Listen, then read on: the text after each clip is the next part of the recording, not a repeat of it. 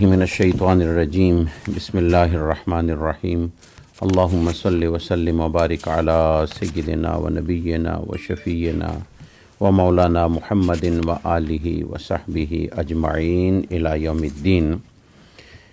بسم اللہ الرحمن الرحیم۔ سبحان الذی اسری بعبدہ لیلا من المسجد الحرام الی المسجد الاقصی الذی بارکنا حولہ لنریہ من آیاتنا انہ هو السمیع البصیر۔ صدق اللہ مولانا العظیم۔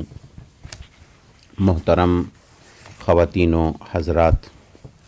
السلام علیکم ورحمۃ اللہ تعالی وبرکاتہ۔ الحمدللہ الکریم، رمضان المبارک کے سیکنڈ عشرہ سے دوسرے عشرہ سے سیکنڈ سیگمنٹ سے ہم گزر رہے ہیں اور یہ مغفرت کا عشرہ ہے، اور آج ہمارا قرآن مجید کا جو مفہوم کے حوالے سے درس ہے وہ سپارہ 15 ہے، 15واں سپارہ ہے، جس میں سورہ بنی اسرائیل اور سورہ کہف کا حصہ ہے۔ لیکن آج کی تلاوت میں ہماری کوشش ہوگی کہ ہم سورہ بنی اسرائیل کو مفہوم کے حوالے سے اور سورہ کہف کو تقریباً مکمل ہم کر لیں، اور پھر کل سے انشاءاللہ 16ویں پارے کی سورہ مریم سے ہم آغاز کر لیں گے۔ اللہ سبحانہ و تعالی ہمیں سمجھنے کی توفیق عطا فرمائے، اور سمجھنے کے ساتھ ساتھ ہمیں عمل کی بھی توفیق عطا فرمائے۔ اللہ سبحانہ و تعالی نے اس قرآن مجید کی ان آیات بینات میں بہت سارے مضامین رکھے ہیں۔ ویسے جو تقسیم کے حوالہ سے جو آیات بینات اس سپارہ کی ہیں وہ 185 ہیں، 185 ہیں۔ سورہ بنی اسرائیل کی 111 آیات بینات ہیں، اور سورہ بنی اسرائیل کو سورہ اسراء بھی کہتے ہیں، سورہ معراج بھی کہہ دیتے ہیں، لیکن اسراء اور بنی اسرائیل یہ زیادہ مشہور ہیں۔ ایک دو نام اور بھی اس کے موجود ہیں، لیکن بنی اسرائیل اور اسراء، کیونکہ اس کے اندر حضور اکرم صلی اللہ علیہ وآلہ وبارک وسلم کے معراج کا ذکر ہوا ہے، اس لیے اس کو اسراء کہتے ہیں۔ اور بنی اسرائیل کے حوالے سے قدر تفصیلی گفتگو ہے اس میں، ان کو جو مقام ملا، عزت ملی اور جو مرتبہ ملا، پھر اس کے ساتھ اس مرتبے کے ساتھ انہوں نے جو کھلواڑ کیا، اور اس مرتبے سے، مقام سے، قوت سے، عزت سے جو انہوں نے ناجائز فائدے اٹھائے، اور جس وجہ سے پھر اللہ تعالیٰ نے ان کا فساد اور ان کا فتنہ اس کا ذکر کر کے جو ان کے لیے عذاب کا اور تباہی کا باعث بنا، اللہ سبحانہ و تعالیٰ نے ان کا اس میں قدر تفصیل کے ساتھ ذکر ہے، جس بنا پر اس سورت کا نام بنی اسرائیل بھی ہے۔ اور دوسری سورت ہے سورہ کہف۔ کہف کہتے ہیں غار کو، اور اس کی جو ہمارے جو پارہ 15 ہے، اس کے اندر اس کی 74 آیات بینات ہیں، جبکہ 36 آیات بینات جو ہیں وہ 16ویں سپارہ میں ہیں۔ تو اس طرح اس سورہ کہف کی ٹوٹل آیات بینات جو ہیں وہ 110 ہیں۔ اس میں کیونکہ ایک خاص واقعہ ہے جو اصحاب کہف کے حوالہ سے ہے۔ اصحاب کہف یعنی غار والے لوگ، اور اللہ سبحانہ و تعالیٰ کے نیک بندے تھے جن کو اللہ سبحانہ و تعالیٰ ہر زمانے میں اپنے بندوں کو جو اس پہ توکل کرتے ہیں اور اسی کے نام پر اپنی زندگی کے اوقات گزارتے ہیں، تو اللہ سبحانہ و تعالیٰ اپنے بندوں کی حفاظت خود فرماتا ہے۔ اس لیے ان بندوں کا ذکر ہے، اور غار میں ان کی حفاظت ہے، اس کا ذکر ہے، اور آخر میں حضرت موسیٰ علیہ السلام اور حضرت خضر علیہ السلام کی ملاقات کا بھی ذکر ہے۔ ایک اللہ کا نبی دوسرے اللہ کے نبی سے ملاقات کے لیے جا رہا ہے، اور ایک نبی ہے تشریعی اور دوسرا نبی ہے تکوینی۔ انشاءاللہ ہم اس پہ بھی تھوڑی سی گفتگو کریں گے۔ حضور اکرم صلی اللہ علیہ وآلہ وبارک وسلم جو معراج کے حوالے سے تھا، یہ ایک اللہ سبحانہ و تعالیٰ نے اپنے محبوب صلی اللہ علیہ وآلہ وبارک وسلم کو ان کا مقام اور ان کا مرتبہ دکھایا۔ لنوریہ من آیاتنا، کہ سب سے بڑی نشانی تو حضور ہی کی ذات ہے، کہ حضور اکرم صلی اللہ علیہ وآلہ وبارک وسلم کو وعدہ فرمایا ہوا تھا یہ بھی ہوگا، یہ بھی چیزیں ہیں، تو پھر ان تکلیفوں سے گزرنے کے بعد، شعیب ابی طالب سے گزرنے کے بعد، اور پھر اس کے بعد یہ جو طائف کا سفر ہے، اس سفر کے اندر بھی جو ظاہری طور پر مایوسی ہوئی، تکلیف ہوئی، تو اللہ سبحانہ و تعالی ہمیشہ اپنے بندوں کو پہلے آزماتا ہے، تکلیف سے گزارتا ہے، اور جس مقصد کے لیے ان کو بھیجا گیا ہے اس پر صبر تحمل وہ برد کر لیں، تو اللہ سبحانہ و تعالی پھر ان بندوں کو رفعت عطا فرما دیتا ہے۔ جس طرح ہے نا کہ ان مع العسر یسرا، کہ پریشانی کا وقت گزر جائے تو پھر یعنی اس کو آدمی تحمل مزاجی کے ساتھ گزارے، رو پیٹ کے شکایات کر کے نہ گزارے، اندر سے اچھے کی طلب باقی رہے، اللہ کی بارگاہ میں دعا کرتا رہے، لیکن بظاہر طور پر اس کو شکایت نہ کرے، دوسروں کے ساتھ بات کرنا، میں بھی تو ہوں، یہ بھی ہے، وہ بھی ہے، اس قسم کی باتیں نہ کی جائیں تو زیادہ بہتر ہوتا ہے۔ تو پھر اللہ تعالیٰ اس بندے کو ایک مقام عطا فرما دیتا ہے۔ ہر آسانی کے بعد تنگی بھی ہے، اور ہر تنگی کے بعد آسانی ہے۔ جس طرح ہر خوشی کے بعد غم ہے، اور ہر غم کے بعد کچھ نہ کچھ خوشی ہے، اور اسی طرح ہر اندھیرے کے بعد یعنی ہر رات کے بعد صبح ہے، اور ہر صبح کے بعد ایک رات بھی ہے۔ لہٰذا یہ خوشی غمی کا اور سنگم رہتا ہے، لہٰذا اس کو اس طریقے سے نہ سمجھا جائے کہ بھئی میں ہمیشہ ہی ایسا رہوں گا، بلکہ جو بندے کا کام ہے وہ کام بندہ کرے تو اللہ سبحانہ و تعالیٰ اپنے معاملات اختیار فرما دیتا ہے۔ تو لہٰذا ہمیں چاہیے کہ ہم بندوں جیسے کام کریں، جو ذمہ داریاں اللہ نے اپنے ذمہ رکھی ہوئی ہیں بندوں کے لیے، ان ذمہ داریوں میں ہم اپنے ہاتھ نہ بڑھائیں۔ تو حضور اکرم صلی اللہ علیہ وآلہ وبارک وسلم کے یہ معراج کا واقعہ ہے، اور اس معراج کے اندر حضور اکرم صلی اللہ علیہ وسلم کا وہ عملی پہلو کہ جو عالم ارواح میں تمام انبیاء کرام علیہم الصلاۃ والسلام سے جو وعدہ لیا تھا،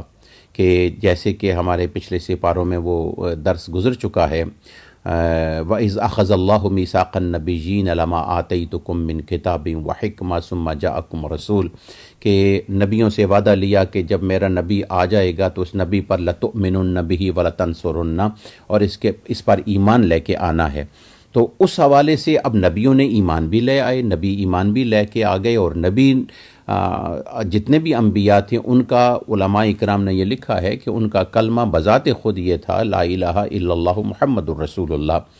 ان کی امت کا ایمان ان پہ تھا، اور ان کا اپنا کہتے تھے کہ ہم اللہ کے رسول بن کے آئیں تمہارے اپنی قوم کی طرف، ہے قوم والو یا قومیں یا قومیں یا قوم، یعنی یہ جملہ قرآن مجید میں ہے، وہ اپنی قوم کے رسول ہوتے تھے، اور قوم والے ان کا کلمہ پڑھتے تھے، اور بذات خود ان کا کلمہ جو ہوتا تھا وہ حضور اکرم صلی اللہ علیہ وآلہ وسلم کے ایمان کے حوالے سے ہوتا تھا، لا الہ الا اللہ محمد الرسول اللہ۔ پھر اس کے ساتھ ایک چیز جو ذہن نشین رکھنی چاہیے کہ موسیٰ علیہ السلام نے اپنے طور پر، نوح علیہ السلام نے اپنے طور پر، شیس علیہ السلام نے اپنے طور پر، اور اسی طرح حضرت ابراہیم علیہ السلام نے اپنے طور پر، اسماعیل علیہ السلام نے اپنے طور پر، اور اس طرح حضرت عیسیٰ علیہ السلام نے اپنے طور پر، کسی کا ذکر اشارتاً ہے قرآن مجید میں، اور کسی کا صراحتاً ہے، اور کسی کے یعنی جو ذکر ہے وہ احادیث مبارکات میں ہے، اور کسی کا ذکر اسرائیلیات کی روایات میں موجود ہے۔ تو ہر نبی نے حضور اکرم صلی اللہ علیہ وآلہ وبارک وسلم کا ذکر کیا ہے، آپ کے بارے میں، آپ کی نبوت و رسالت کے بارے میں بتایا ہے۔ تو جس وقت وہ تو روحانی کیفیت تھی سب کی، تو معراج کے اندر سارے نبیوں کو جمع کرنا تھا، اور جس رسولوں کے امام کو، جس طرح حضور نے خود فرمایا نا کہ آنا نبی الانبیاء، میں نبیوں کا بھی نبی ہوں، تو اس حوالے سے تمام نبیوں کو بیت المقدس میں جمع کیا گیا اور حضور اکرم صلی اللہ علیہ وآلہ وبارک وسلم کو سب سے پہلے مکہ شریف سے بیت المقدس پہنچایا گیا، اور بیت المقدس میں حضور اکرم صلی اللہ علیہ وسلم نے تمام انبیاء کرام کو، آدم علیہ السلام سے لے کر جناب عیسیٰ علیہ السلام تک سارے نبیوں کو، سارے انبیاؤں کو حضور اکرم صلی اللہ علیہ وسلم نے امامت فرمائی اور نماز پڑھائی، اور یہاں پر حقیقی طور پر ملاقات بھی ہوئی۔ اور یہ اس کا ذکر اللہ سبحانہ و تعالیٰ نے قرآن مجید کے اس سپارے سے یعنی 15ویں سپارے سے آغاز کیا۔ سبحان، اللہ پاک ذات ہے۔ سبحان کا مقصد ہوتا ہے پانی کا وہ فلو کہ جس میں کسی قسم کی کوئی رکاوٹ نہ ہو، بس پانی جو فلو میں جا رہا ہے اس کی کوئی رکاوٹ نہیں ہے۔ تو یعنی اللہ سبحانہ و تعالیٰ کی قدرت یہ ہے کہ اللہ جب چاہے، جس طرح چاہے، جس انداز میں چاہے اپنے بندے کو لے کے جائے، کوئی روک نہیں سکتا۔ اس کی مملکت ہے، وہ مالک ہے اور وہ مختار ہے۔ ان اللہ علی کل شیء قدیر۔ تو یہ پھر یہاں سے کہنا کہ نہیں خواب میں لے کے گیا اور بیداری کی حالت میں یہ نہیں تھی، یہ تو ایمان کے کچے ہونے گویا کہ ہمیں خدا پہ یقین ہی نہیں ہے کہ اللہ تعالیٰ بیداری کی حالت میں لے کے جا سکتا ہے۔ تو اللہ تعالیٰ بیداری کی حالت میں، اسی لیے تو علماء اکرام نے لکھا، علامہ جلال الدین سیوطی رحمۃ اللہ علیہ، امام عسقلانی وغیرہ جتنی بھی شخصیات ہیں، انہوں نے لکھا ہے کہ حضور اکرم صلی اللہ علیہ وآلہ وبارک وسلم کے بہت سارے معراج ہیں، بہت سارے وزٹ ہیں اللہ تعالیٰ نے ان کو کرائے، جن میں سے ایک جسمانی ہے جس کا یہ ذکر موجود ہے، سبحان الذی اسریٰ بعبدہ لیلاً، رات کے مختصر سے حصے میں، یعنی لیل رات ہے۔ جب لیل آ گیا تو ہم کہتے ہیں کہ رات، جب لیلاً کے اوپر تنوین آ جاتی ہے، دو زبریں آ جاتی ہیں، تو یہ تقلیل ہوتی ہے، یعنی بہت ہی کم، ادھر گئے ادھر آئے، یعنی یوں سمجھ لیں کہ آنکھ کے جھپکنے کو۔ اور جس طرح عمومی طور پر کہا جاتا ہے کنڈی ہلتی رہی، بستر گرم رہا، وضو کا پانی جو زمین پہ بہا تھا وہ چل ہی رہا تھا کہ حضور معراج شریف سے واپس بھی آ گئے۔ تو علماء اکرام نے بڑے بڑے اپنے اپنے انداز میں، یہ شان مصطفیٰ ہے۔ اللہ سبحانہ و تعالیٰ نے فرمائے لنوریہ من آیاتنا، ہم اپنے نبی کو اب نشانیاں دکھانا چاہتے ہیں۔ تو اگر یہ معاملہ خواب کا صرف ہوتا، جس طرح کہ آج کل بعض کمزور مسلمان ہیں کسی نہ کسی روایت کو سہارا بنا کر وہ کہہ دیتے ہیں کہ یہ خواب میں ہوا ہے، تو خواب میں تو کوئی مشکل ہے ہی کوئی نہیں، کسی کو آبجیکشن ہی نہیں ہے۔ جیسے کہ آپ خواب دیکھیں، آپ کہیں جی کہ میں بس رات کو سویا ہوا تھا، میں نے خواب میں دیکھا میں امریکہ جا رہا ہوں اور پھر وہاں ملاقات ہوئی ہے، میں 2-3 مہینے ٹھہرا ہوں اور پھر میں واپس آ گیا ہوں، تو لوگ کہیں گے یار خواب ہے تو ٹھیک ہے، خواب ہے۔ ایک آدمی کہتے ہیں کہ میں نے خواب میں عمرہ کیا ہے، میں نے خواب میں حج کیا ہے، میں نے خواب میں فلاں ملک کی سیر کی ہے، تو خواب ہے، تو خواب تو ہو سکتی ہے، تو اس میں دوسرے کو اختلاف نہیں ہے۔ جو زیادہ خوابیں بیان کرے گا بندہ، جو زیادہ خوابیں بیان کرنے والا ہے، تو زیادہ خوابیں بیان کرنے والا شخص جو ہے وہ دوسروں کی نظروں میں کہتے ہیں پتہ نہیں آج کون سی خواب اس کو آئی ہوگی، وہ بندہ آ گیا آج۔ یہی تو چیزیں تھیں کہ حضور اکرم صلی اللہ علیہ وسلم سے وہ پریشان تھے۔ اگر ابو جہل کو، ابو لہب کو یا ان لوگوں کو یہ یعنی نہ ہوتا کہ خواب ہے، تو اس میں ان کا کوئی اعتراض نہیں تھا، خواب ہوتی رہتی ہے۔ اور یہاں پر اللہ بندے کو لے کے گیا اور حضور نے فرمایا کہ گزشتہ رات جس طرح کہ وہ بیٹھتے تھے، گپ شپ کرتے تھے حضور کے ساتھ، سامنے آتے تو حضور سے ابو جہل یا جو ان جیسے جو مکہ کے سردار مشرکین تھے وہ کہتے کہ اے محمد بن عبداللہ، کیونکہ محمد الرسول اللہ پہ تو جھگڑا تھا، تو محمد بن عبداللہ کے نام سے کہتے تھے صلی اللہ علیہ وآلہ وسلم کہ سنائے نا آج کوئی نئی بات کوئی۔ تو نبی اکرم صلی اللہ علیہ وسلم فرماتے کہ آج مجھے یہ حکم ہوا ہے، یہ حکم ہوا ہے، اس چیز کا حکم ہوا ہے۔ تو جب صبح کا وقت آیا تو معراج کی صبح، تو اس وقت ان لوگوں نے حتیم میں بیٹھے ہوئے تھے، حضور اکرم صلی اللہ علیہ وسلم تشریف لائے، اور بعض روایات میں حضور اکرم صلی اللہ علیہ وسلم وہیں پہ تشریف فرما تھے، اور حضور اکرم صلی اللہ علیہ وآلہ وبارک وسلم کو انہوں نے دیکھا۔ تو ابو جہل کہنے لگا کہ اچھا پھر یہ بتائیں نا کہ آج کیا نئی خبر ہے، تو نبی اکرم صلی اللہ علیہ وسلم نے حتیم میں بیٹھے ہوئے یہ بتا دی کہ آج رات میرے اللہ نے مجھے سیر کرایا اور میں یہاں سے بیت المقدس میں گیا، بیت المقدس سے آسمانوں پر، آسمانوں پھر اوپر، پھر اس کے بعد میری واپسی ہو گئی۔ تو ابو جہل کو یہی بات ہنسی میں آ گئی کہ دیکھو کہ ہم سمجھتے تھے کہ الیاذ باللہ ثم الیاذ باللہ کہ محمد یعنی پاگل ہو گئے ہیں، تو اب واقعی یہ چیز ہمیں یقین کر لینی چاہیے کہ ان کا دماغ کام نہیں کر رہا۔ الیاذ باللہ یہ کافر کی سوچ ہوتی ہے کہ وہ اس کو خدا کی ذات پر بھروسہ ہی نہیں ہے، اور جس کا یقین انسانوں پہ ہو، بتوں پہ ہو، ظاہری اپنی دولت پہ ہو، اسباب پہ ہو، اللہ کی ذات پہ نہ ہو، تو وہ یہی چیزیں سوچتا ہے۔ تو جس وقت یہی حالت ابو لہب کی اور ابو جہل اور ان سب مشرکین مکہ کی تھی، تو حضور اکرم صلی اللہ علیہ وآلہ وبارک وسلم سے اس وقت شام سے ایک قافلہ، اس میں کچھ یعنی فلسطین کے بیت المقدس کے بھی حضرات موجود تھے جو وہاں کے رہنے والے تھے، یہ قافلے چلتے رہتے ہیں، وہ وہاں پہ پہنچا ہوا تھا۔ ان لوگوں کو پتہ چلا کہ حضور اکرم صلی اللہ علیہ وسلم کے بارے میں کہ آپ نے فرمایا ہے کہ میں یعنی گزشتہ رات بیت المقدس گیا، اور سب کو پتہ تھا، ابو جہل سمیت سب کو پتہ تھا کہ نبی اکرم صلی اللہ علیہ وسلم یعنی محمد ابن عبداللہ صلی اللہ علیہ وآلہ وبارک وسلم بیت المقدس نہیں گئے۔ یہ 100% سب کو پتہ تھا کہ آپ یعنی بیت المقدس نہیں، ایک مرتبہ بچپن میں شام میں گئے تھے، یا پھر آپ یہ طائف میں گئے تھے، جو ابھی یعنی اسلام کے ابتدائی دور میں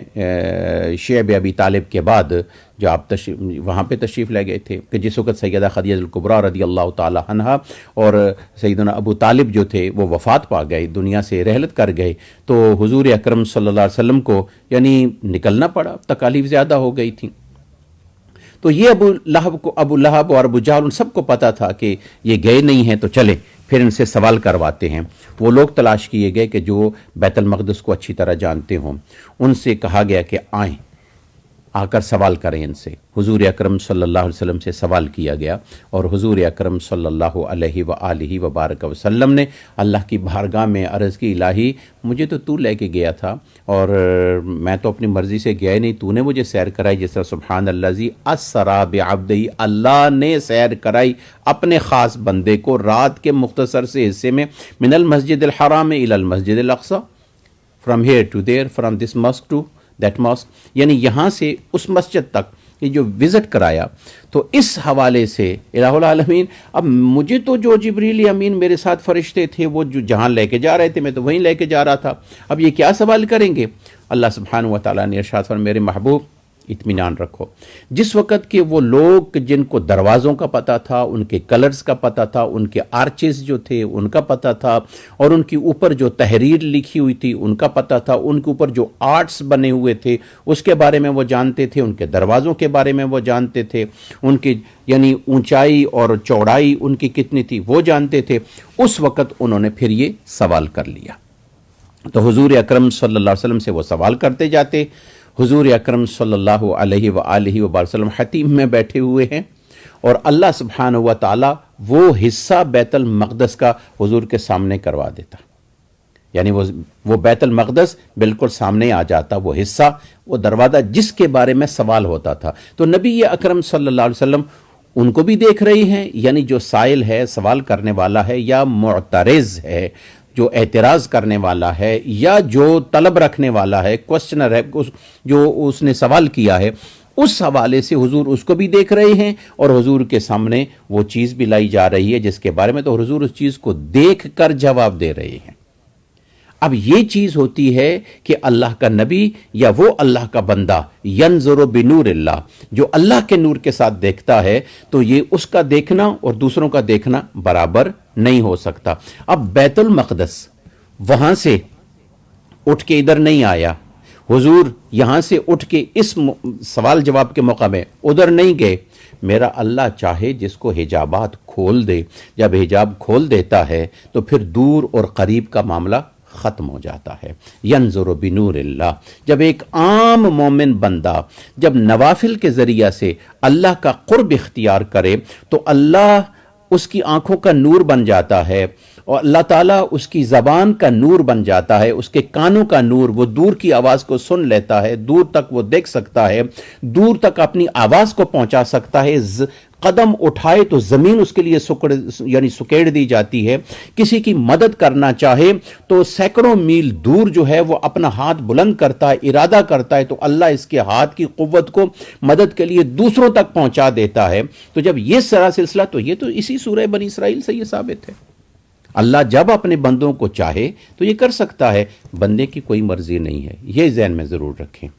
بندہ جس وقت اپنی خواہشات کا بندہ ہے تو وہ تو اپنے محدود ہے، اس کا لمیٹڈ معاملہ ہے، لیکن جس وقت کے بندہ خدا کا بندہ بن جائے، اس کی طرف نسبت ہو جائے، اس کا فرمان بردار ہو جائے تو اللہ تعالیٰ ساری باؤنڈریز ختم کر دیتا ہے۔ جس طرح کہ ایک صحابی ہیں حضرت زید رضی اللہ تعالیٰ عنہ، حضور اکرم صلی اللہ علیہ وآلہ وبارک وسلم نے ان سے سوال کیا، کیف اصبحت عبدا، کیف اصبحت یا زید، اے زید تو نے صبح کس انداز میں کی، اپنے آپ کو کیا محسوس کر رہا ہے؟ تو حضرت زید عرض کرنے لگے، اصبحت عبدا مؤمنا، یا رسول اللہ میں اپنے آپ کو مومن تصور کر رہا ہوں۔ آپ نے فرمایا کہ اچھا پھر ایمان کی جو مومن ہونے کی علامت ہے کیا ہے؟ عرض کی یا رسول اللہ صلی اللہ علیہ وسلم، جس وقت کہ میں نظر اٹھاتا ہوں تو مجھے لوح محفوظ کی تختیاں نظر آتی ہیں، عرش کے کنگرے نظر آتے ہیں، ساقِ عرش وہ سائیڈز مجھے نظر آتی ہیں، اور جس وقت کہ میں جنت کی طرف توجہ کرتا ہوں مجھے جنت کے محلات نظر آتے ہیں، اور جس وقت کہ میں جہنم کی طرف میرا ذہن میں خیال آتا ہے تو وہ جہنم کے عذاب اور اس کے درجات مجھے نظر آتے ہیں۔ حضور نے فرمایا یہی مومن کی علامت ہے، یعنی کہ جس وقت بندہ مومن کے اندر ایمان کا نور آ جاتا ہے تو یہ نور کی کیفیات، یہ وہی نور ہوتا ہے کہ جو اللہ تعالیٰ اپنے بندے کو عطا فرما دیتا ہے، اور جس وقت وہ بندہ ارادہ کرے تو وہ بندہ یہ باؤنڈریز اور یہ والز، یہ حجابات اس کے لیے سارے اٹھ جاتے ہیں۔ واقعہ معراج سے ہمیں یہی سب کچھ ملتا ہے۔ حضور اکرم صلی اللہ علیہ وآلہ وبارک وسلم کہ یہ واقعہ معراج ہے۔ واقعہ معراج کو آپ کو یاد ہوگا، میں صرف اس کے ساتھ جو ریلیٹڈ کچھ تھوڑی سی چیزیں ہیں میں وہ آپ تک پہنچا رہا تھا، کہ تاکہ ہم واقعہ معراج کے مقام کو سمجھ سکیں اور اس سے جو مسائل ہمیں ملتے ہیں ہم اس سے کم از کم واقف ہو سکیں۔ تو حضور اکرم صلی اللہ علیہ وسلم کا یہ بڑا واقعہ تھا، اور اسی کے اندر نماز فرض ہوئی، اسی کے اندر ہمارے روزوں کا سلسلہ اور دیگر معاملات، انبیاء سے ملاقات، زمین پہ نبی ہیں، یہاں بیت المقدس میں سب سے ملاقات ہوئی، پھر آسمانوں پر ملاقات ہوئی، اور اس کے علماء اکرام نے 3 حصے کیے، ایک اسرا، رات کی سیر، زمین کی سیر، اور دوسرا معراج۔ معراج جو تھا یہ جس کو آپ کہتے ہیں نا سوری، یہ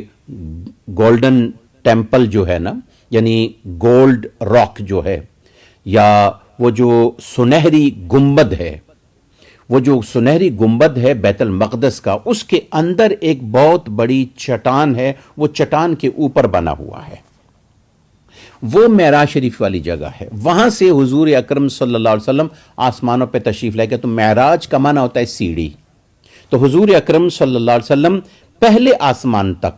پہلے آسمان تک جو براق تھا وہ وہیں پہ رک گیا۔ آج بھی میں نے خود بھی اور ہمارے کئی ساتھیوں نے، کئی آپ حضرات میں سے بھی کوئی ایسے ہیں کہ جنہوں نے مسجد براق دیکھی ہے، وہاں چھوٹی سی جگہ بنی ہوئی ہے جہاں انبیاء اپنی سواریوں کو وہاں پہ باندھ دیا کرتے تھے، وہی نبی اکرم صلی اللہ علیہ وسلم کی جنتی سواری براق اسی طریقہ کے مطابق کہ جس طریقہ میں انبیاء وہاں باندھتے تھے، حضور کی سواری کو بھی وہیں باندھ دیا گیا،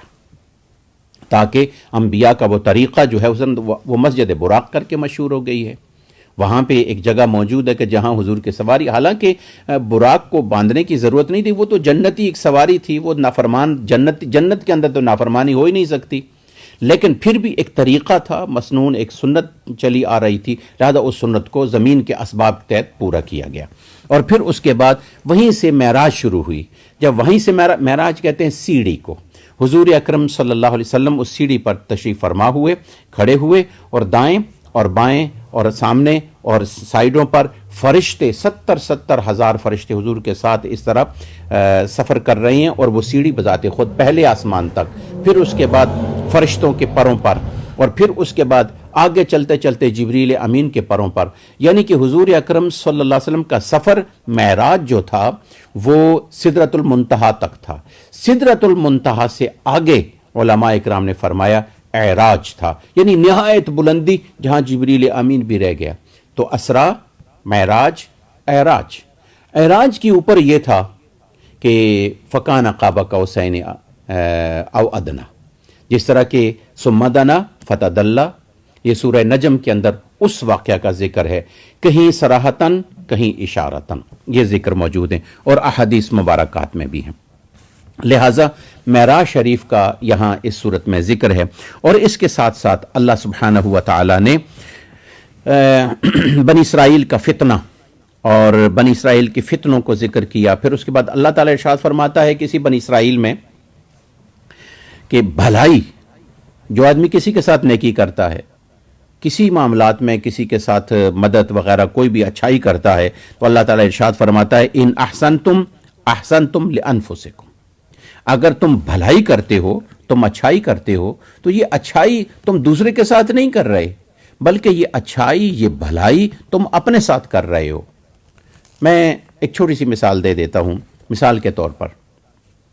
मैं अभी ये गुफ्तगू कर रहा हूँ, बड़े बड़े उलमा हैं, बड़े बड़े मुफस्सिरीन हैं, हम उन्हीं से ही तो खुशची हैं, उन्हीं से ही थोड़ा सा ले लेते हैं, उन्हीं की किताबों से इख्तिसार के साथ आपको बता देते हैं, वगरना इसमें हमारा ज़ाती कोई भी ऐसी चीज़ नहीं है। ये उन्हीं का एहसान है, उन्हीं की बरक़ात हैं कि उन्हीं की वजह से हमने पढ़ा और आप तक पहुँचा दिया। लेकिन ये जो मैं इस वक्त दर्स या गुज़श्ता दुरूस मैं आप तक पहुँचा रहा हूँ, ठीक है, आप समझते हैं कि शेख की बड़ी मेहरबानी है और हमारे साथ ये राब्ता कर रहे हैं और इस तरह है, इस तरह है। ये आपके साथ नेकी तो खैर आपका एक तसव्वुर है, लेकिन ये नेकी मैं अपने साथ कर रहा हूं। यानी अल्लाह ताला कहें इन अहसनतुम लिअनफुसिकुम। अब ये जो अच्छाई चीज मैं कर रहा हूं, तो ये अच्छाई मुझे रिटर्न में अच्छाई मिल रही है। मैं एक कर रहा हूं, लेकिन बदले में जितने लोग देख रहे हैं या मेरी बात को समझ रहे हैं या मेरी बात को आगे बढ़ाने वाले होंगे या दूसरों तक पहुंचाने वाले होंगे, तो बताएं कि यह सवाब किसको मिलेगा, यह नेकी का बदला किसको मिलेगा। तो गोया मैं आपके साथ नेकी तो खैर जाहिरी तौर पर कर रहा हूं, लेकिन हकीकी तौर पर आपके साथ नेकी हो या ना हो, मैं अपने साथ कर रहा हूं, मैं अपने गवाह बना रहा हूं, मैं अपने साथ ही बना रहा हूं, मैं अपनी ही नेकियों में इजाफा कर रहा हूं। और फिर अल्लाह ताला इरशाद फरमाता है व इन असातुम फलाहा, और अगर तुम बुराई करोगे तो बुराई का मकसद भी यही होगा कि तुम दूसरों की खराबी नहीं सोच रहे, दूसरों के बारे में हसद, कीना, बखीली, बुग़्ज़, बुखल रखने वाला शख्स दूसरे को नुकसान नहीं पहुंचा सकता। क्या होगा, अपने ही बदन में और अपने ही दिल में और अपने ही यानी कैफियत में वो जलता रहता है और अपने ही मामलात में वो रहता है। तबाही अपने लिए, बुराई अपने लिए है। वो कहते हैं ना कि गड़ा किसी के लिए खोदो, गिरता कौन है, खुद ही गिरते हैं। दूसरे के लिए खराबी सोचो, वो खराबी का फेस खुद ही करना पड़ता है। तो इसलिए अल्लाह ताला ने फरमा दिया व इन असातुम फलाहा, अगर तुम किसी के साथ यानी बुराई चाहोगे तो ये बुराई भी तुम्हें तुम्हारी तरफ ही लौटेगी। फिर उसके बाद अल्लाह ताला ने इंसान की कैफियत को बयान फरमाया। अल्लाह ताला इरशाद फरमाता है इंसान अपने लिए दुआ करता है, या अल्लाह मुझे ये दे दे, या अल्लाह मेरे लिए ये कर ले, या अल्लाह मेरे लिए ये आसानी कर ले, या अल्लाह मुझे ये शिफा दे दे, या अल्लाह मेरी ये मुश्किल हल फरमा दे, या अल्लाह मुझे रोजगार दे दे, या रिज़्क़ में। ये बहुत सारी दुआएं करता है बंदा। लेकिन जब इंसान तंग हो जाता है,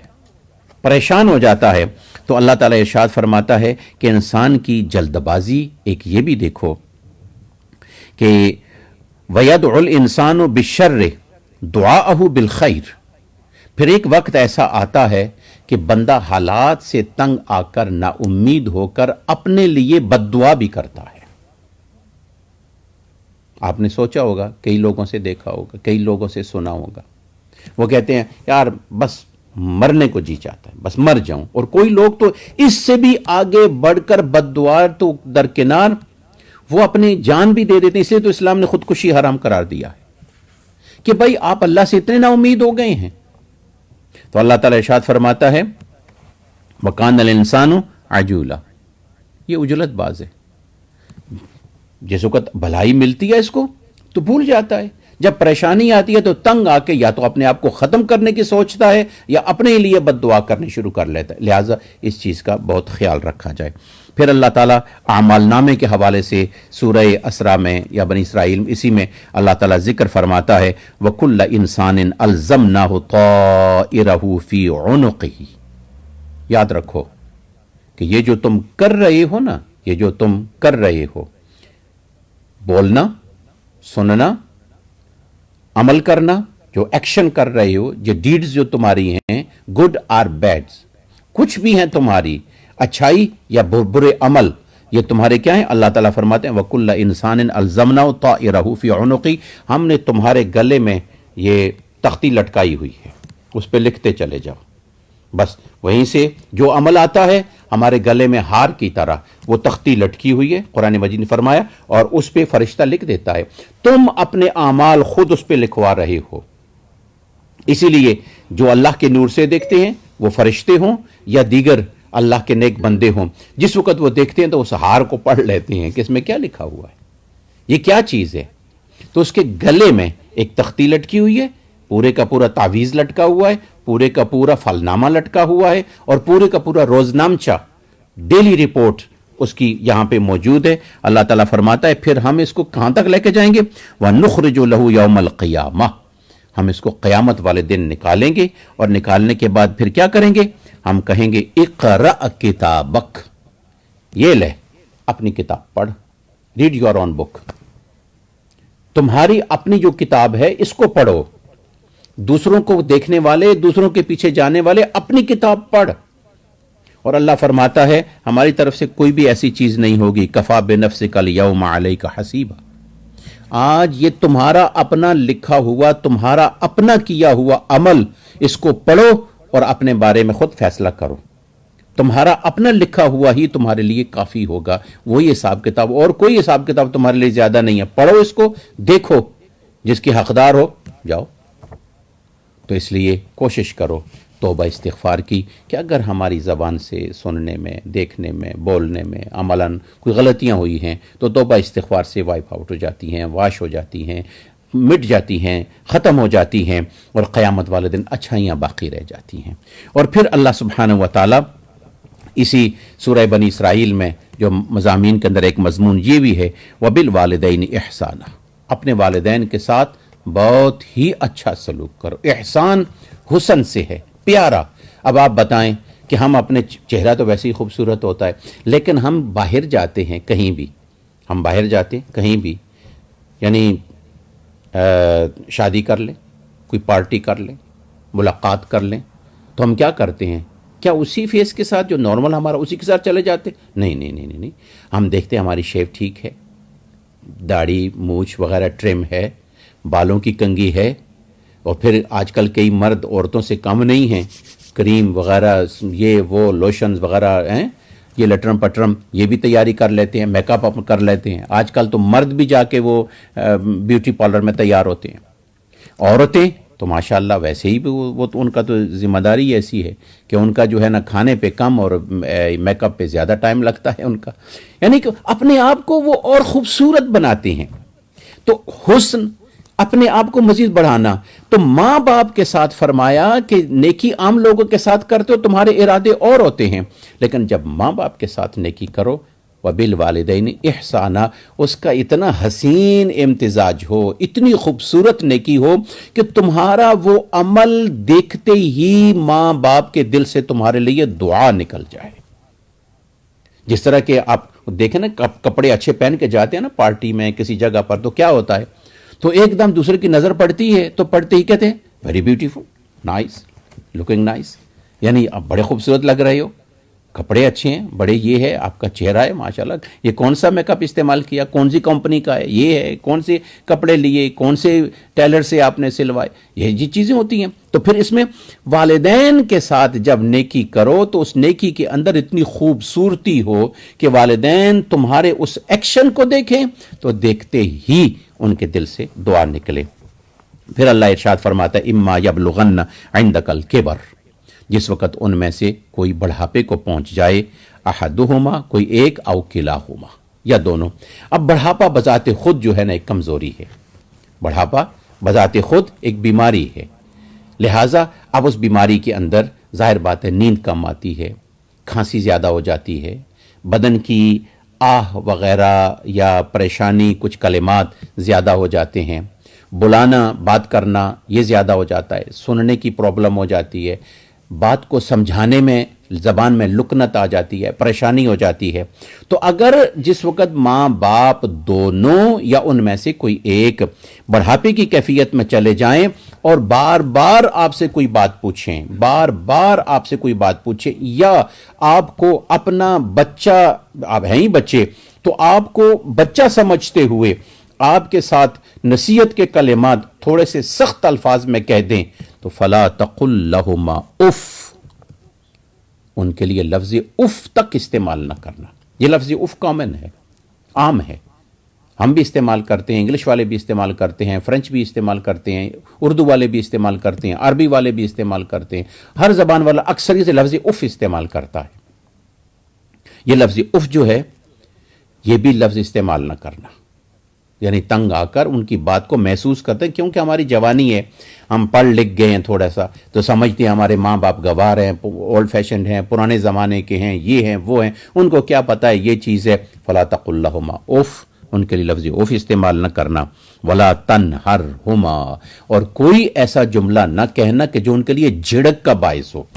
यानी गुस्से का बायस हो। ये क्यों कर रहे हो, ऐसे क्यों कर रहे हो, आप इतने बड़े हो के थे, खबरदार, प्यार के साथ समझाओ उनको। और फिर अल्लाह ताला इस वाक़े से आगे गुजरने के बाद फिर अल्लाह ताला इरशाद फरमाता है कि तुम्हारे पास अगर दौलत है, जवानी है, सारे मामलात हैं, तो फिर क्या है, फला तमशे फिल अर्द मरहा,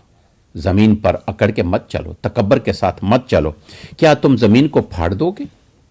क्या तुम ये अकड़ अकड़ के चलते हो, ये इस तकब्बर की वजह से ज़मीन फट जाएगी? ज़मीन पर तुम पाँव मारते हो तो क्या ज़मीन पर सुराख हो जाएंगे?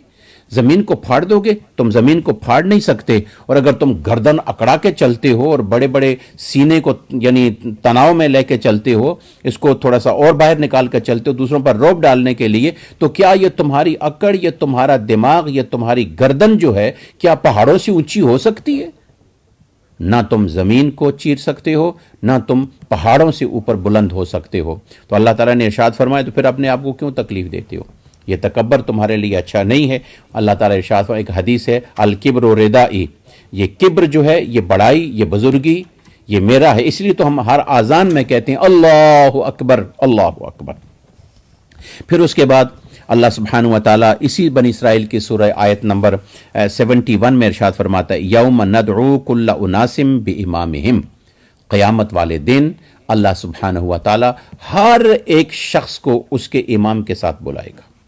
उसका जो लीडर होगा उसके वो लीडर के साथ होगा। अब किस तरह,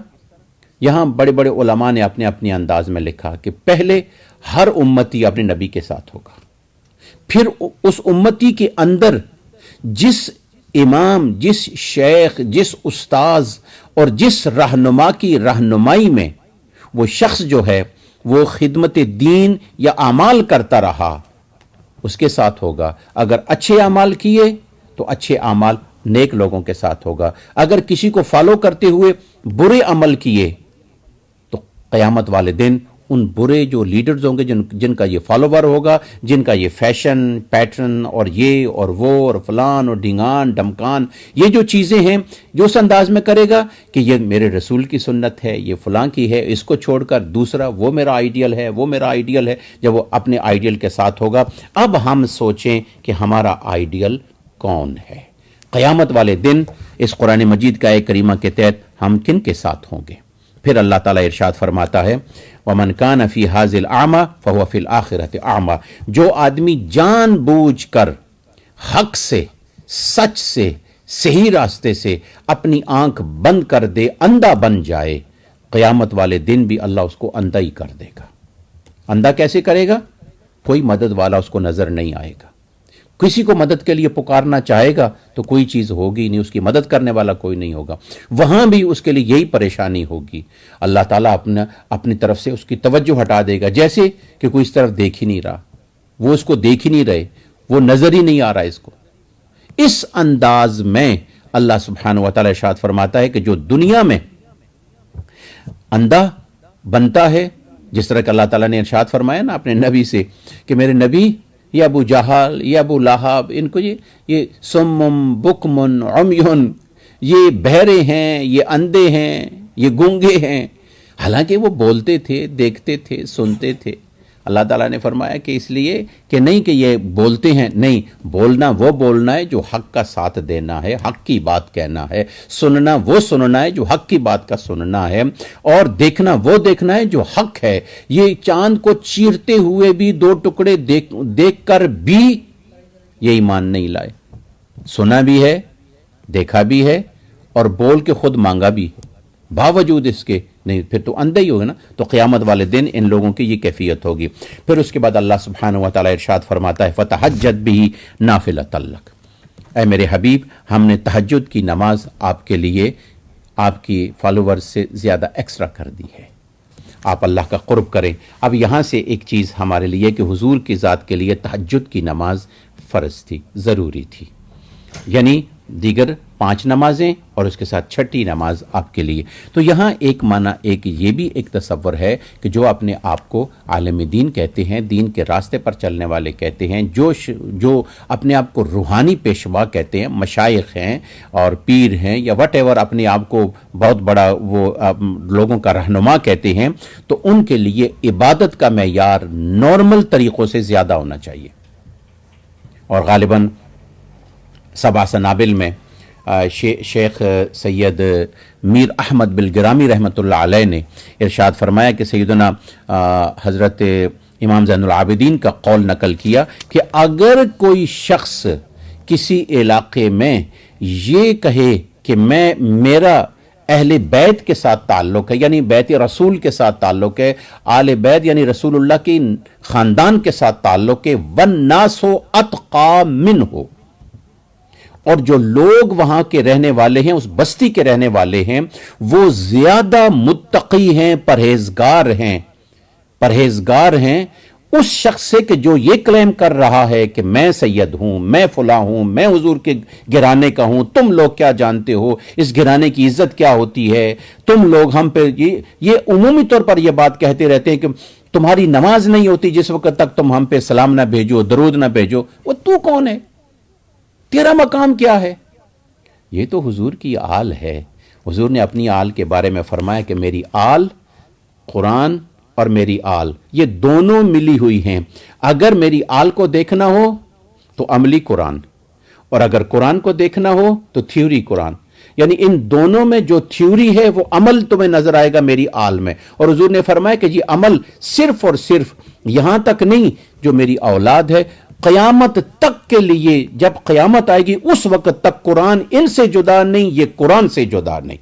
लिहाजा कोई शख्स भी कहने वाला, हुजूर के साथ, ख़ानदान के साथ अपनी निस्बत करने वाला, ये चीज़ ज़हन में रख ले कि जिस ख़ानदान के हवाले से वो अपनी निस्बत कर रहा है, अल्लाह ताला उसकी शख्सियत यानी जो बड़ी आला ज़ात है जिसकी तरफ सारे अपनी निस्बतें करते हैं, फ़तहज्जद बिही नाफ़िलतन लक, कि आपके लिए एक एक्स्ट्रा नमाज है।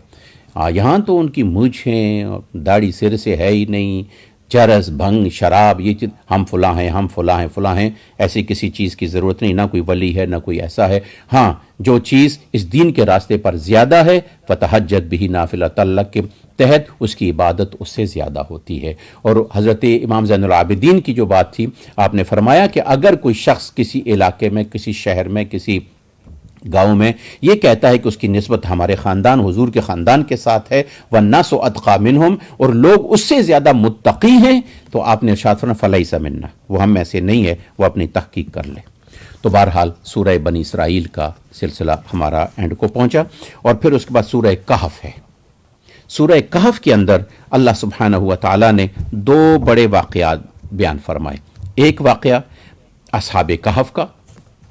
और दूसरा वाक़या हज़रत खिद्र अलैहिस्सलाम और हज़रत मूसा अलैहिस्सलाम की मुलाकात का। और 2 मिसालें अल्लाह ताला ने वहाँ पे बयान फरमाई। एक मिसाल जो है एक ज़मींदार की, यानी एक ऐसा ज़मींदार जिसके बड़े बड़े बागात हैं और बड़ा कुछ है, लेकिन वो फ़ख्र और तकब्बर करता है, और अचानक उसका वो दूसरा शख्स जो है गरीब है, वो उसको कहता है माशा अल्लाह कह दिया कर, وہ کہتا ہے ماشاءاللہ محنت میری ہے، ماشاءاللہ کہنے کی کیا ضرورت ہے؟ تو اچانک اس کی تباہی ہو جاتی ہے، بربادی ہو جاتی ہے۔ اور دوسری مثال اللہ تعالیٰ نے دنیا کی زندگی کی دی۔ اس دنیا کی زندگی کی مثال پانی کے بارش کی طرح ہے۔ پانی کا بارش کا پانی جس وقت آتا ہے، زمین کیا ہوتی ہے؟ سرسبز ہو جاتی ہے، پیچھے سے دھوپ آتی ہے، دھوپ آنے کے بعد اس کو خشک کر دیتی ہے، اور خشک کرنے کے بعد پھر سے وہ مردہ ہو جاتی ہے زمین۔ گویا کہ پانی آنے سے زندہ، یہ جو چیز اللہ تعالیٰ نے یہ دو مثالیں دیں اور ہمارے لیے، میں اختصار کے ساتھ اس چیز کو عرض کیے دیتا ہوں کہ اللہ سبحانہ و تعالیٰ نے جو اصحاب کہف کا جو ذکر فرمایا، تو اصحاب کہف کے معاملات کے اندر اللہ سبحانہ و تعالیٰ نے ان شخصیات کا ذکر کیا، اور ان کے ذکر کے اندر اللہ سبحانہ و تعالیٰ نے ان کی تعداد ذکر کی۔ یہ حضرت عیسیٰ علیہ السلام کے حواری تھے، یا حضرت عیسیٰ علیہ السلام کی امتی تھے، اور ایک وقت کا بادشاہ تھا۔ اس بادشاہ کے یہ خاص قسم کے ملازم تھے جو اس کے تخت کے ساتھ یعنی تین ادھر ہوتے تھے، اور یہ 6 افراد تھے۔ بہرحال تعداد اللہ بہتر جانتا ہے، جن کی تعداد جو ہے وہ جس وقت کے ابھی میں تعداد عرض کیے دیتا ہوں، لیکن پھر اس میں یہ تھا کہ ان پر ایک حضرت عیسیٰ علیہ السلام کی وہ پیغامات پہنچے، وہ مسلمان ہوں گے اور اس طرف چلے گئے۔ بادشاہ کو پتہ چلا کہ یہ میری عبادت کو چھوڑ کر، یہ بت پرستی میرے طریقے کو چھوڑ کر یہ دوسرے کسی اور طریقے پہ ہو گئے ہیں، کسی اور کو انہوں نے رب مان لیا، کسی اور طرف چلے گئے ہیں، تو ان کی سختی آنے لگی۔ یہ وہیں سے موقع ملتے ہی سارے کے سارے بھاگ گئے۔ سیقولون، لوگ کہتے ہیں، ثلاثۃ رابعہم کلبہم،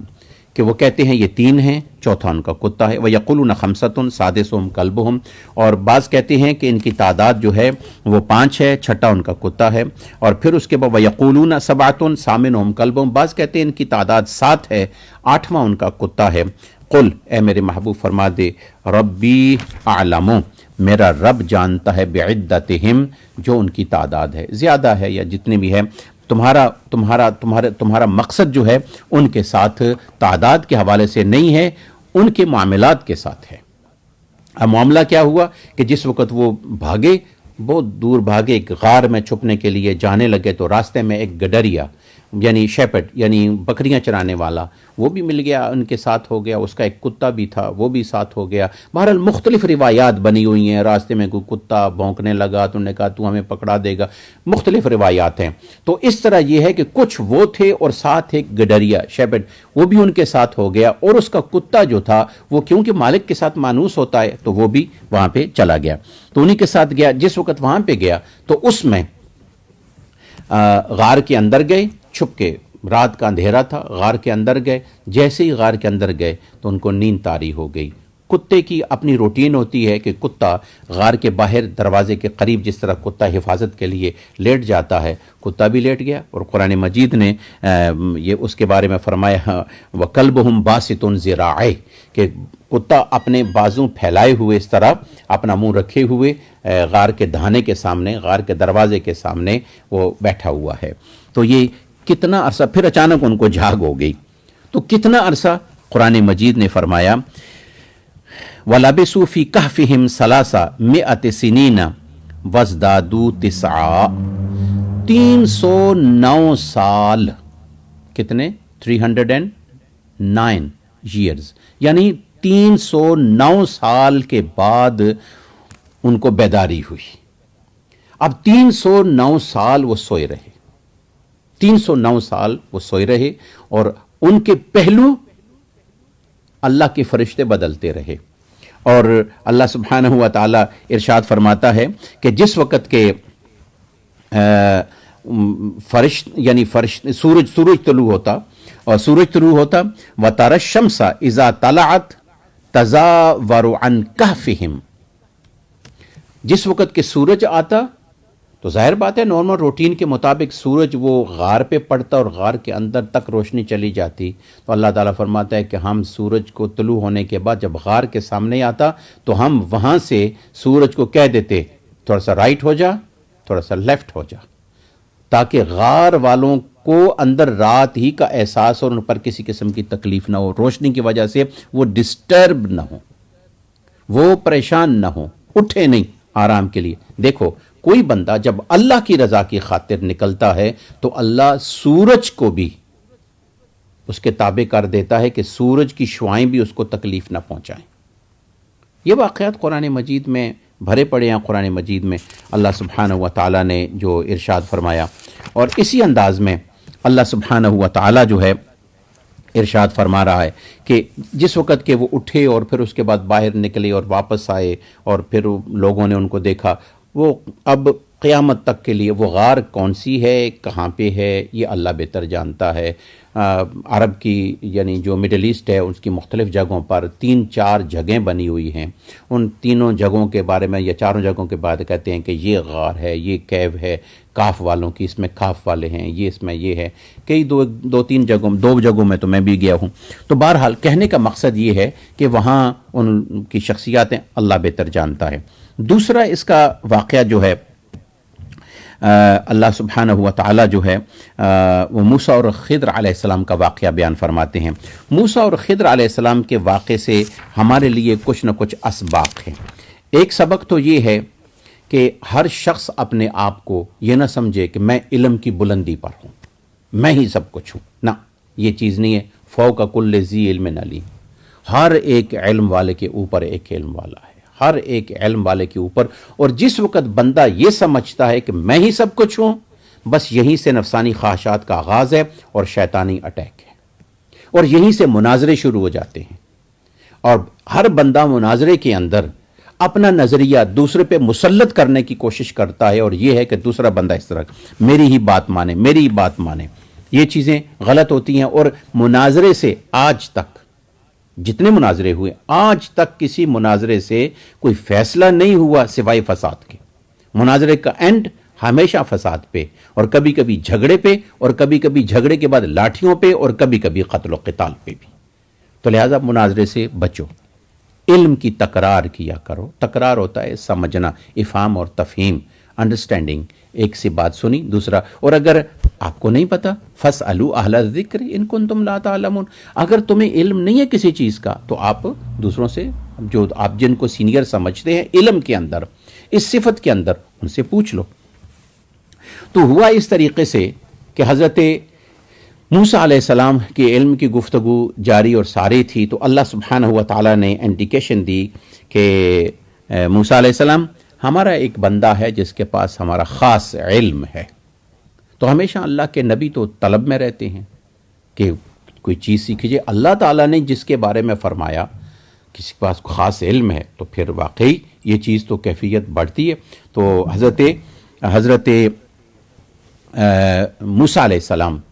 نے اس طرف جانے کا ارادہ کیا، تھوڑا سا غذا تیار کی، اور ساتھ حضرت موسیٰ علیہ السلام نے اپنے ایک نوجوان یوشع بن نون ان کو لیا، یوشع بن نون کو لیا، اور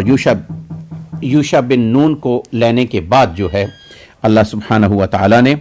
ایک سفر اختیار کیا، اور سفر کے ساتھ وہاں ایک نشانی بتائی کہ میرے بندے کی جہاں تمہارے ساتھ ملاقات ہوگی، تو میرے بندے کی ملاقات اس جگہ پہ ہوگی کہ جہاں یہ بھنی ہوئی روسٹڈ مچھلی یہ زندہ ہو جائے گی۔ پھر ایسی جگہ پہ پہنچے کہ جہاں دو دریا ملتے تھے، اور دونوں دریاؤں کے ملنے کی وجہ سے فلما بلغا مجمع بینہما، دو دریا ملتے تھے، اور وہاں پہ کیا ہوا؟ حوتہما فاتخذ سبیلہ فی البحر سرابا، اس مچھلی نے اچانک موومنٹ کی، وہ بھنی ہوئی روسٹڈ مچھلی جو تیار کھانے کے لیے تھی اچانک زندہ ہو گئی، اور اس نے سینڈ میں، ریت میں، اس نے ایک غار بناتی ہوئی، راستہ بناتی ہوئی سیدھی دریا میں یعنی سمندر میں وہ چلی گئی۔ یہ گزر گئے، یوشع بن نون بھول گئے۔ تو حضرت موسیٰ علیہ السلام کو تھکاوٹ محسوس ہوئی، آپ نے فرمایا کہ وہ ناشتہ کدھر ہے؟ تو یوشع بن نون کہنے لگے، جو فتح یعنی نوجوان ساتھ تھے، تو انہوں نے کہا حضرت وہ تو میں بھول گیا بات بتانا، وہ تو پچھلے پڑاؤ پہ، پچھلی جگہ پر جہاں ٹھہرے تھے ہم، تو وہاں تو وہ مچھلی زندہ ہو کر اچانک ہوگی، وہ چیز بتانا بھول گیا۔ آپ نے فرمایا بتا، اس وقت بتاتا، ہماری جگہ ہی وہی ہے جہاں ہماری ملاقات ہونی ہے اس بندے کے ساتھ۔ پھر وہاں پہ واپس لوٹے، اور واپس लौटने के बाद फवाजदा अब्दम मिन इबादिना, वहाँ पर अल्लाह ताला फरमाता है उन दोनों ने हमारे एक बंदे को पाया, यानी खिदर अलैहिस्सलाम को पाया। वो बंदा क्या था? आतैनाहु रहमतन मिन इंदिना, जिसको हमने अपनी तरफ से ख़ास रहमत अता की थी। वअल्लमनाहु मिन लदुन्ना इल्मा, और हमने उनको इल्म लदुन्नी अता किया था। हज़रत खिदर अलैहिस्सलाम नबी हैं, बाज़ उलमा ने कहा है कि नबी नहीं है, लेकिन बाज़ ने कहा नबी हैं, लेकिन वो नबी होने की हैसियत में तकवीनी नबी हैं। तकवीनी मामलात में, ये जो मखलूक के मामलात होते हैं ना, मखलूक के वहाँ सिस्टम, ये वो कायनात, तकवीन, दुनिया के जो चीज़ें होती उसके हवाले से उनके नबी हैं, वो उन मामलात पर मामूर किए गए थे। और हज़रत मूसा अलैहिस्सलाम तशरीई नबी हैं, जो एक शरीयत के तौर पर लोगों को उस तरफ राग़िब करने के लिए और अल्लाह की तरफ बुलाने के लिए तशरीफ़ लाए थे। और फिर उसके बाद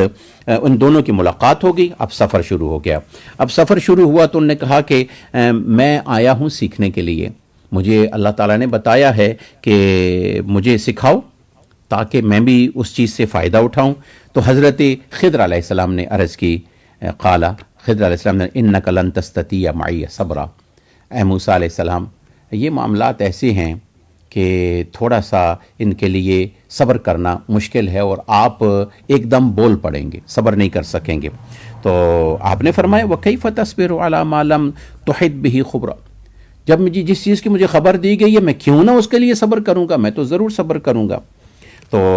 इस हवाले से मैंने ये सताजिदुनी इंशाअल्लाह साबिरन वला आसी लका अमरा, और मुझे आप सब्र करने वाला भी पाएंगे और आपके जितने मामलात हैं आप करें, मैं उनकी कोई बात नाफरमानी नहीं करूँगा।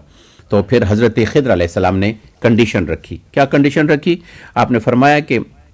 मेरी ताबेदारी करनी है, ताबेदारी से मुराद यह है कि मुझे फॉलो करना है, लेकिन मैं जो भी करूँ फ़ला तसअलनी अन शै, मुझसे कोई सवाल नहीं करना, ये क्यों किया, ये क्यों किया, मुझसे कोई सवाल नहीं करना। हत्ता उहदिसा लका मिन्हु ज़िक्रा, यहाँ तक कि मैं खुद बता दूँ। अब यहाँ से एक यानी खिदर अलैहिस्सलाम और हज़रत मूसा अलैहिस्सलाम की यहाँ से एग्रीमेंट हुआ और चल गए। सबसे पहली बात, वहाँ कश्ती देखी, कश्ती वालों यानी दरिया अबूर करना था, कश्ती वालों से मुलाकात हो गई, कश्ती में बैठे उन दोनों ने आपको कश्ती के दूसरे यानी दरिया के दूसरे किनारे कश्ती पे पहुंचा दिया। और फिर उसके बाद क्या हुआ, वो कश्ती वालों ने आपसे किराया भी नहीं लिया, यानी फ्री नहीं की, बड़ी खुशी की बात हुई। और फिर जिस वक्त वो पहुंच के कश्ती वाले चले गए, हत्ता इज़ा रकिबा फी सफीनति खरकहा, कश्ती को खाली देखा तो कश्ती के अंदर हज़रत खिदर अलैहिस्सलाम ने सुराख कर दिया। हज़रत मूसा अलैहिस्सलाम ने देखा कि जिन लोगों ने हमारे साथ नेकी की है और नेकी करने के बाद ये एक कश्ती के अंदर पैसे भी नहीं लिए और यहाँ ये चीज़, तो आपने इसके अंदर सुराख करके क़ाला अखरक़तहा, क्या आपने इसको सुराख कर दिया है, लितुग़रिक़ अहलहा, कि इसमें जो रहने वाले आदमी हैं, जो चलने वाले आदमी हो जाए, इनके उठाने लेके जाने वाले उन गरक हो जाएं। मूसा अलैहिस्सलाम बोल पड़े। क़ाला, हज़रत खिदर अलैहिस्सलाम ने इरशाद फरमाया, अलम अक़ुल, क्या मैंने आपसे नहीं कहा था इन्नका लन तस्ततिया मइया सबरा, कि मेरे साथ आप को खामोश रहना पड़ेगा, आप सब्र नहीं करेंगे। क़ाला ला तुआख़िज़नी बिमा नसीत, उन्होंने कहा चल खैर कोई बात, मैं भूल गया, आगे चलते हैं। यहाँ ये बड़ी लंबी बहस है। फिर उसके बाद एक बच्चा मिला, उस बच्चे को हज़रत खिदर अलैहिस्सलाम ने देखा, इज़ा लक़िया ग़ुलामन फ़क़तलहु, तो हज़रत खिदर अलैहिस्सलाम ने उस बच्चे को कत्ल कर दिया, उस बच्चे को मार दिया। और अब तो पहले तो वो एक कश्ती का सिलसिला था, तो अब वो बच्चा कत्ल हो गया। वो कश्ती में अभी गरक हुआ कुछ नहीं, लेकिन फ्यूचर के हालात के पेश नज़र के इस तरह टूटी हुई कश्ती तो गरक ही कर देती है बंदे को। तो वो चीज़ अब तो सामने सामने कत्ल था। तो हज़रत मूसा अलैहिस्सलाम फिर बोल पड़े, और जब बोले तो हज़रत खिदर अलैहिस्सलाम ने फिर से अर्ज़ की, इन्नका लन तस्ततिया मइया सबरा, मैंने कहा जो था आप सब्र नहीं कर सकेंगे, ये इल्म कुछ और इल्म है। और फिर उसके बाद फिर वो आगे फिर चले, फिर तीसरी बस्ती की तरफ उन्होंने शर्त लगा ली कि अब तीसरी बात होगी, अब तीसरी अगर बार आप बोल गए तो फिर हमारी यानी जुदाई हो जाएगी। खैर تیسری جگہ پہ پہنچے، بستی میں گئے، بھوک لگی ہوئی تھی، بستی والوں نے ان کی مہمان نوازی نہیں کی، باہر نکال دیا، اور پھر وہاں پہ چلے تو دیکھا ایک دیوار گرنے کے قریب تھی، ان دونوں نے مل کر اس دیوار کو دوبارہ ری بلڈ کر لیا، اس کو ریپیئر کر لیا۔ جب ریپیئر کر لیا تو حضرت موسیٰ علیہ السلام نے فرمایا کہ دیکھیں بھوک بھی لگی ہے، اگر یہی ہم کام مزدوری پہ کر لیتے تو یہ زیادہ بہتر ہوتا،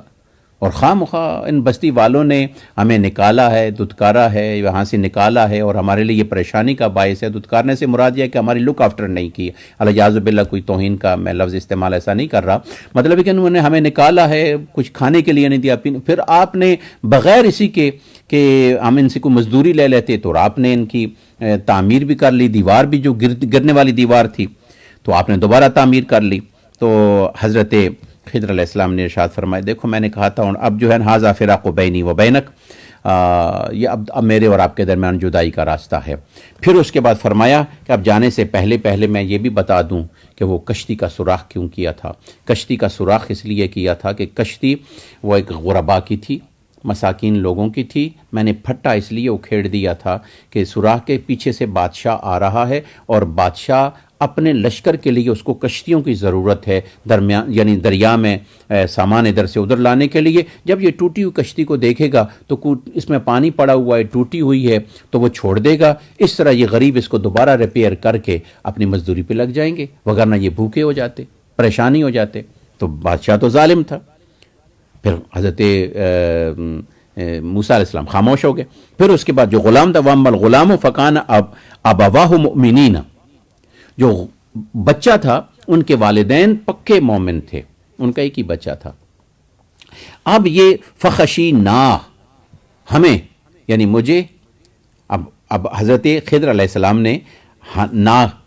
یعنی اپنی طرف ایک قوت کے ساتھ ایک نسبت کی، تو آپ نے فرمایا کہ جس وقت میں اور ہم نے یہ سوچا کہ کہیں ایسا نہ ہو کہ اپنے بچے کی اس محبت میں یہ والدین کہیں ایمان کے درجے سے آؤٹ نہ ہو جائیں، تو ہم نے اس بچے کو قتل کر کے اس کا متبادل ان کے لیے انتظام کر لیا۔ فَأَرَدْنَا أَن يُبَدِّلَهُمَا رَبُّهُمَا خَيْرًا مِّنْهُ، اس بچے سے زیادہ بہتر نیک بچہ ہم نے ان کے لیے رکھا ہے، اور اللہ تعالیٰ ان کو عطا کر۔ وَأَمَّا الْجِدَارُ فَكَانَ لِغُلَامَيْنِ يَتِيمَيْنِ فِي الْمَدِينَةِ، اس مدینہ جس بستی والوں نے ہمیں نکال دیا تھا، کچھ کھانے پینے کے لیے نہیں دیا اور ہمیں کوئی لک آفٹر ہماری نہیں کی، تو وہ جو ہم نے دیوار سیدھی کی ہے وہ 2 یتیم بچوں کی ہے۔ وَكَانَ تَحْتَهُ كَنْزٌ لَهُمَا، اس دیوار کے نیچے ایک خزانہ تھا۔ وَكَانَ أَبُوهُمَا صَالِحًا، ان کا باپ نیک تھا۔ اب یہاں مفسرین فرماتے ہیں ان کا باپ نیک سے مراد یہ ہے کہ بگ فور فادر، یعنی 7ویں پشت پہ جا کر ان کا والد بہت نیک تھا، تو اس کی نیکی کی بدولت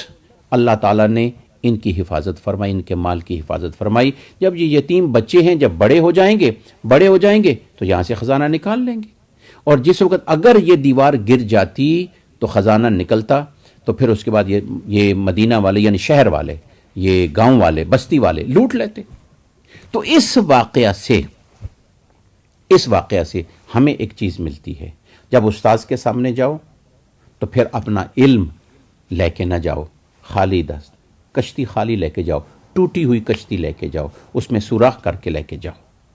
کہ جو میرا استاذ مجھے بتائے گا، جو مجھے شیخ بتائے گا، میں نے اسی کو فالو کرنا ہے، اور شیخ جو بتائے فلا تسألنی،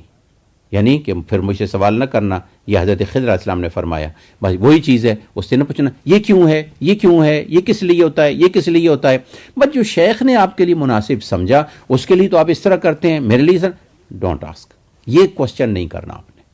اگر آپ نے اپنی روحانیت کو مضبوط کرنا ہے تو گویا اپنی کشتی میں سوراخ کرنا پڑے گا۔ پھر اس کے بعد جو آپ کی اپنی خواہشات ہیں، اپنی مرضیاں ہیں، وہ جو دوبارہ بچے کا قتل ہے وہ یہی ہے کہ اپنی خواہشات کا قتل کرنا پڑے گا۔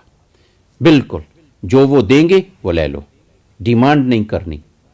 ٹھیک ہے، اور اپنی جتنی بھی خواہش ہے اس کا گلا گھونٹنا پڑے گا۔ اور پھر اس کے بعد تیسری چیز کہ جس وقت شیخ نے جو آپ کے لیے، استاذ نے جو آپ کے لیے ایک خزانہ رحمت رکھا ہوا ہے، دعا کا خزانہ اور اللہ سے عطا کا خزانہ جو رکھا ہوا ہے، جس وقت کہ آپ اس بالغ ہو جائیں گے، کچھ چلہ کشی کے بعد، اوراد وظائف کے بعد، تعلیم حاصل کرنے کے بعد، وہ پھر آپ کو وہ خزانہ دے گا، پھر آپ اتنے مالک ہو جائیں گے کہ آپ وہ خزانہ دوسروں میں تقسیم کریں گے۔ تو آج ہم نے سورہ کہف کا بھی ایک حصہ مکمل کر لیا۔ اللہ سبحانہ و تعالی ہمیں عمل کرنے کی توفیق عطا فرمائے، اور قرآن مجید کے جو واقعات ہوتے ہیں یا جو اس کے اندر مثالیں ہوتی ہیں، وہ ہمیں سمجھانے کے لیے ہوتی ہیں کہ تاکہ ان مثالوں سے ہم اپنی زندگی کو انڈرسٹینڈ کریں اور اپنی زندگی کے مطابق ہم دیکھیں کہ ہمارے اندر کون سی کمیاں ہیں کہ جن کی وجہ سے ہم قرب خداوندی حاصل نہیں کر پا رہے، ان چیزوں کو دور کریں اور پھر قرب کے راستے پر چلیں۔ اللہ مجھے بھی اور آپ کو بھی عمل کی توفیق عطا فرمائے۔ اللہم ربنا تقبل منا انک انت السمیع العلیم وتب علینا انک انت التواب الرحیم برحمتک یا ارحم الراحمین۔ اللہ تعالیٰ میرے لیے اور آپ کے لیے یہ قرآن مجید کا نور قبر کے لیے، حشر کے لیے فرمائے، اور سفارش و شفاعت عطا فرمائے، مشکلات کا حل فرمائے۔ وما علیہ الا البلاغ المبین۔ السلام علیکم ورحمۃ اللہ تعالی وبرکاتہ۔